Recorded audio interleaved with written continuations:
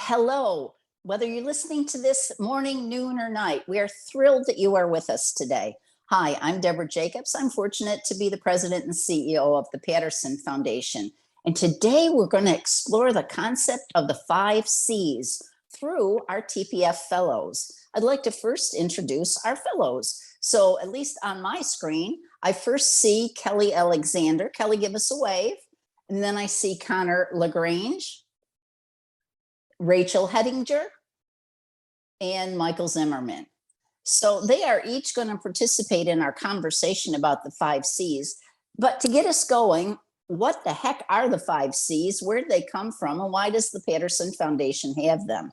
I think if you've noticed with TPF, that's our nickname, that we have a lot of fives. And this time, these 5 emerged out of COVID. March 2020, the world was discombobulated. We were thrown into a world pandemic. And everybody, every person, every family, every community, every organization was really thrown into a tiz. And the Patterson Foundation decided, wait a minute, we've got to demonstrate and focus. We don't know what's really going on, but we know that we have to stay true to who we are. So we came up with the 5 C's. And the 5 C's are caring, connecting, contributing, collaborating, and creating. And you can use them in different order if you want to, but the essence is whatever we do it through the lens of those 5 C's. So we thought today we would take a dive in, and so you could kind of see the perspective of how do the 5 C's live on in our work. So I always think it's good to try the newest person first, because we think we know how to live our 5 C's, but how does it play out to our newest TPF fellow, Kellie? So Kellie, share your thoughts about caring. Yes, Debra, thank you. Caring, wow. I mean, being the newest fellow to join this incredible team, TPF has shown me so much care through being compassionate, empathetic, and presenting an incredible welcome video that just made me feel so at home here before even starting. Just the intentionality of everything and every action that TPF, every team member put into making me feel welcome, making me feel right at home, and have the resources and tools to be successful here and be able to contribute was just such an incredible way to show that TPF cared about me. Okay, but all right, you've been here now. So where do you see that caring fits into TPF's work? Yeah, TPF cares not just about one item or one cause, but a variety. And through the recent work that I've been doing, I have seen TPF care in our community through Patriot Plaza, an amphitheater between the Sarasota National Cemetery that's dedicated to honor veterans. Every word, piece of art, every piece and inch of that amphitheater and in Patriot Plaza just shows the true care of an attention to detail that TPF puts into its work to make sure that it's not just done, but it's done in an incredible and caring way. Another example that I'd love to share is about how TPF cares about the future of the nonprofit sector and leadership, nonprofit leadership, through the Aspiring Philanthropic Leaders Initiative in the form of internships. With this partnership, the Indiana University Lilly Family School of Philanthropy and the Patterson Foundation and local Suncoast region nonprofits are in this nonprofit internship program that provides leadership and lasting skills for these students to then take out into the world through those shared aspirations. So just the care that TPF puts into the future of this nonprofit leadership. I'd like to do a little bit of behind the curtain of TPF. And at TPF, we talk about caring squads. So has anybody been the beneficiary of a caring squad that we have? Connor, want to give us just a glimpse on what the heck is that? Yes, I think that was a loaded question directed at me. So during the time of this filming, right prior to this, my wife and I just had our firstborn baby girl. She was born in April of 2022. And unbeknownst to us, when she was actually born with several congenital heart defects, which landed us in Johns Hopkins All Children's Hospital for about 60 days between April and August of 2022. And while it was a crushing time and a huge blow to us, as we thought we were going to go home and start a family right off the bat, there were other plans. Each person at the Patterson Foundation joined the LaGrange caring squad, and what that consisted of was emails from Debra updating folks on our circumstances and where we stood and how our baby girl Tatum was doing. It consisted of people sending us cards and gifts, and hey, there's a restaurant right around the corner from the hospital. Here's a gift card to it. Here's some DoorDash points so you can order into the hospital. Here's some card games so that you're not bored out of your mind while you sit there 24 hours a day. So each aspect of our journey, although it was tough, we weren't ever alone, because we knew that we had a TPF caring squad backing us up, supporting us, kind of holding up our arms as we journeyed through what for us was kind of the toughest time of our young family. So each moment of the way, we felt emboldened and taken care of by our TPFers, who didn't have to do that, who absolutely did not have to step up to the plate, but did and hit a home run and made us feel very loved. Well, and that's part of the caring. It's caring about ourselves, our community, individuals that are close to us. It's just, how do you live out the value of caring? Well, let's move on now to connecting. So Rachel, you've been now with TPF 2 months, I believe, maybe a little bit longer. How have you seen connecting play out in terms of TPF's DNA? Yeah, I mean, it really is ingrained in our DNA here at TPF, because our overall goal with everything is to strengthen people, organizations, and community. And the first way to do that is to first connect them. So what comes straight to mind for me is our Aspirations to Actions initiative. And what we're doing within that space is we're going into DeSoto County and we're creating safe spaces for people in the county to come together and have a community conversation. We are there to listen to them, their wants, their needs, and their goals and aspirations for their community within DeSoto County. And we give them that space to do so. And when I attended the Boys and Girls Club one, those middle schoolers, high schoolers had never been given a space like this before to discuss their community. And they were a little surprised at first, but once they realized that we were there to listen to them and provide this space of connection, they were more than willing to share their aspirations and goals for their community. And it was something incredible to be a part of, because I know that through these conversations, DeSoto County is going to be strengthened for it. So I'd like to talk about another aspect of connecting, and it's the people connection. We talk about the Patterson Foundation strengthens individuals, organizations, and communities. And one of our ways that we try to connect with families is during the summer through This Book is Cool. Who would like to share an example of how that connecting with families works? It's not like funding a program at an organization. So rather than that, how does This Book is Cool play out? Who'd like to share a story about that? Anybody? Counter. I can share another one. I think, This Book is Cool as an example of working in ways maybe others can't or choose not to, right? By offering programs to children and families within the Suncoast region, right? We distribute books to families that are completely free, that go along with activity guides as well as webisodes for each book. It's a chance for children to engage with their families, to reinforce that learning happens everywhere. And I think the opportunity to connect with those families comes in with our Suncoast campaign for grade level reading engagement team. Each engagement team member has a multitude of families that they're in connection with over the course of the summer. Maybe that's text message, maybe that's a phone call or a Zoom call. We have engagement team members who actually Zoom into families and read the books along with the families. And so it's a great example of, we're not just giving you these books and these webisodes and saying, have at it, that's how we're going to care for you.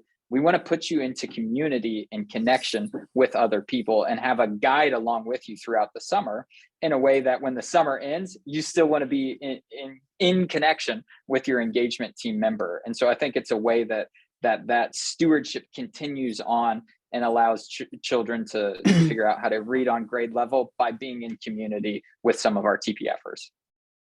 So I'm gonna keep going down the according to my visual on our screens here. I do want to go next to the concept of collaborating. All right, I want to talk about collaborating.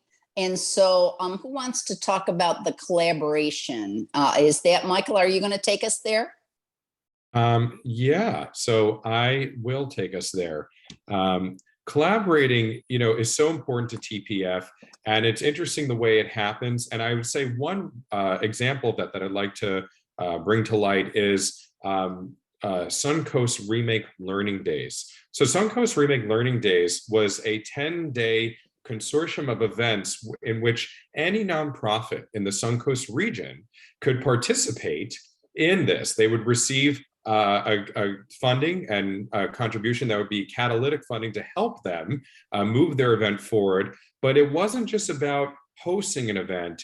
It was about actually seeking out partners in the community to allow diverse audiences to come together and foster community-wide participation, so that folks that maybe normally support or are involved in performing arts in our community, well, due to a collaboration between a performing arts institution and, say, an environmental organization, they would then go to an event that was focused on the environment and perhaps learn something new about something going on in the community that was environmentally focused. And likewise, those who support or are involved in those environmental causes can learn something about the performing arts endeavors in our community. And so these collaborations are key to fostering that community-wide participation. And it really comes back to our 5 C's and how it ties into the important results that happen by practicing them in our work. So Connor, because you were knee deep or neck deep in the whole collaboration through Remake Learning Days, what were some of so is collaborating easy? Sometimes people go, oh yeah, let's all collaborate. And what's the concept? Is collaborating like the easy C? I don't think it's the easy C. I think sometimes collaborating can be a bit like pulling teeth. It's difficult, it's painful, and it's outside of the norm. I think for many of our organizations, and even in our personal lives, flying solo is the easy thing to do. But with TPF, we talk about moving from silos to systems. And engaging by yourself in a silo is easy, it's comfortable, you know what's happening. Engaging with others and creating a new system is scary. And oftentimes the results are far better than when we operate in a silo, but it can take a little nudge to get us collaborating. And I think what TPF does, and maybe we'll hit on it a little bit in creating, is you have to create a space for collaboration. Forced collaboration is a no-go. And saying, hey, you like X and you like Y, you should pair together. Most of the time it doesn't end up very well. But if you can create a space, as Michael said, where people can engage with one another. With Suncoast Remake Learning Days, we had webinars and labinars on marketing and content building and social media.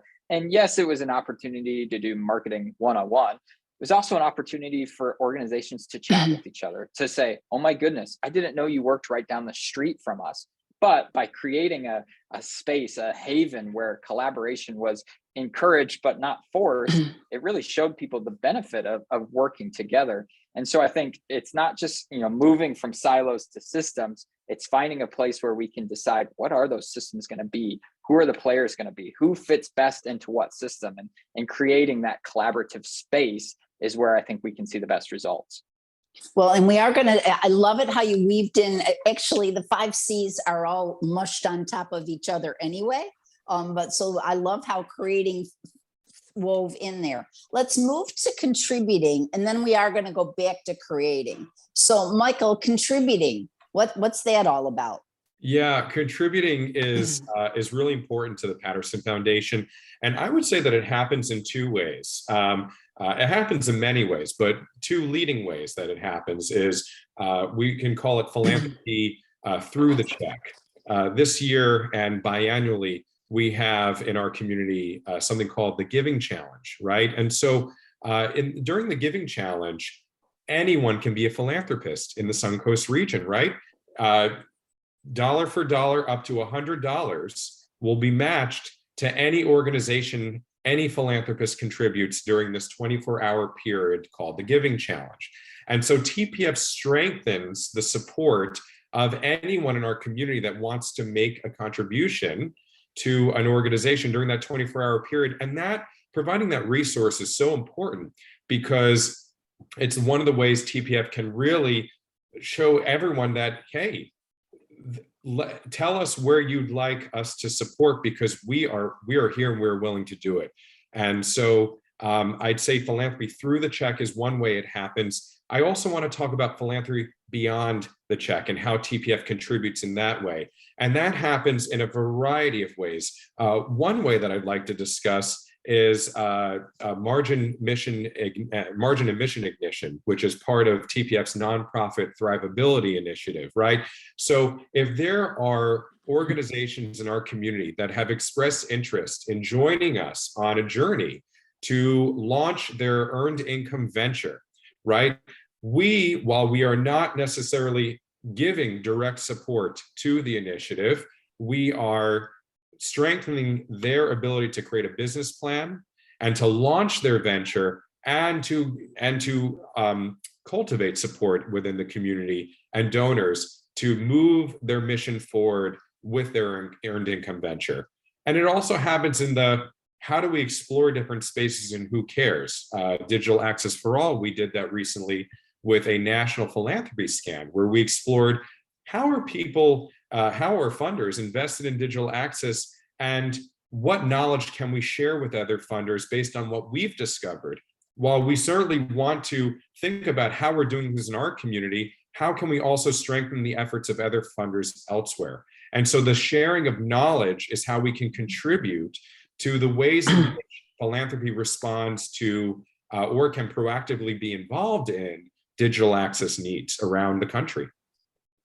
Well, and I have to say, I just love everybody's enthusiasm for each of the C's. So we are going to wrap up on the creating. And I'm going to ask each of you, when you think about showing up to be part of TPF, you're actually creating the future in some ways. So I'd like each one of you to give a wrap sentence from your own perspective of how you see TPF's behavior around creating, whether it's different words, different approaches. What does TPF's creating mean to you as someone who is going to propel philanthropic leadership in the future? So how does creating play out for you through TPF? Okay, and I know this was not rehearsed, so we're now going to the improv section of creating because that's what TPF does. Okay, so Michael, you're first. Okay, I would say that TPF organically creates a culture of innovation in the Suncoast region and beyond. Because of the way in which we live and breathe in our work here, we know that it's okay to show up with questions. And we encourage others to also show up with questions in our region, wherever we may partner, wherever we may work, because to arrive with the answers would not be conducive to actually discovering what's possible, what exists out there, who else wants to be involved, and so much more. And so that culture of innovation comes from the showing up with questions. And I think that's a result of TPF's work in the 5 C's and the culture that's created from this what exists and what's possible. Okay, great. All right, who else wants to take a shot at creating via TPF? Anybody else have anything they'd like to add? Kellie? Being so new, something that has been very present in my in my learning has been that change moves at the speed of trust. And in an incredibly constantly changing world, TPF strives for innovation and creativity, but at the speed of trust. Okay, yes, you can't force it. It happens when we allow the pace to emerge. Yes, I'm watching Rachel lean in that she's ready to share. Yeah, for me, it would be TPF's intentionality. I mean, Kellie spoke to this a little bit at the start of our conversation with the intentionality with her onboarding. And that's the way it was for all of us. And so for me, it's creating within each of our initiatives, but beyond that, within everything that we do, within our internal office staff, with our consultants, it's the intention behind every move we make. And to me, that is what's really going to help me create the future onward. Okay, great. All right. So, and Connor, can you take us on home and creating? Yeah, absolutely. I think to me, creating is kind of the summation of the other 4 C's, right? Once we care, once we connect, we contribute, we collaborate, then we have to go create something. And it's really where the rubber meets the road in ways that TPF develops, high-tech performances virtually during COVID, or, is able to switch offerings to virtual, or create something innovative like Patriot Plaza. It's never been done before, right? This philanthropic government partnership, it was created. And so, yes, we have to create the spaces to foster that participation and foster that collaboration. But at the end of the day, we also have to put the time and the effort into creating what we're dreaming, right? If we're creating the future, it takes work and it takes blood, sweat, and tears. And I think TPF does an incredible job of implementing these 5 C's while we work, but also doing it joyfully, right? When we get to the creation phase, it's not like, oh, here we go, we got to start another project. It's no, how can we joyfully steward the funds we've been given, the resources we've been given, the partnerships we've been given, and it allows us to create a space that others want to play in the sandbox, and it creates an environment where suddenly the Suncoast region starts changing because of these new implementations. And so I think creation it's where the rubber meets the road, like we said, and it's what brings us home and allows us to do the continued good work that we are working on down here. Well, and I think when we talk about the 5 C's, we act like TPF owns them. Actually, they're very transferable. And we hope that anybody who took advantage of listening to our insights and perspectives, maybe the 5 C's could play out in your life or work as well. So thanks for listening to us, and we were thrilled to share. Bye-bye.